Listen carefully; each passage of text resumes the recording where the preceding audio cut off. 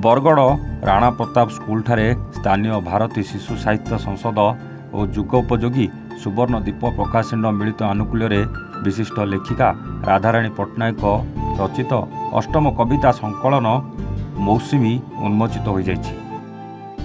ଭାରତୀ ଶିଶୁ ସାହିତ୍ୟ ସଂସଦର ସଭାନେତ୍ରୀ ଛାତ୍ରୀ ଧରିତ୍ରୀ ରାଉତଙ୍କ ଅଧ୍ୟକ୍ଷତାରେ ଅନୁଷ୍ଠିତ ଏହି ଉତ୍ସବରେ ସ୍ୱଭାବ କବି ଗଙ୍ଗାଧର ମେହେରଙ୍କ ବଂଶଜ ବିଶିଷ୍ଟ ସାହିତ୍ୟିକ ମନୋରଞ୍ଜନ ମେହେର ମୁଖ୍ୟ ଅତିଥି ଭାବେ ଯୋଗଦେଇ ମୌସୁମୀ କବିତା ସଂକଳନ ପାଠକମାନଙ୍କ ମନରେ ସାହିତ୍ୟର ମୌସୁମୀ ସୃଷ୍ଟି କରୁ ବୋଲି କାମନା କରି ଏହି କବିତା ସଂକଳନର ପାଠକୀୟ ଆଦୃତି ବୃଦ୍ଧି ପାଉ ବୋଲି ଆଶା ପ୍ରକାଶ କରିଥିଲେ।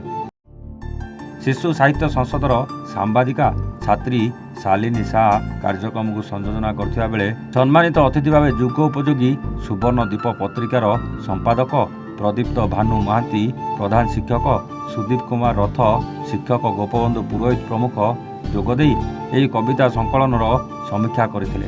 ଏହି ଅବସରରେ ଉପସ୍ଥିତ ଛାତ୍ରଛାତ୍ରୀ ମୌସୁମୀ କବିତା ସଂକଳନର କବିତା ପାଠ କରିଥିବା ବେଳେ ସୁବର୍ଣ୍ଣ ଦୀପର ଭାରତୀ ଶିଶୁ ସାହିତ୍ୟ ସଂସଦ ତରଫରୁ ଲେଖିକା ରାଧାରାଣୀ ପଟ୍ଟନାୟକଙ୍କୁ ସମ୍ବର୍ଦ୍ଧିତ କରାଯାଇଥିଲା।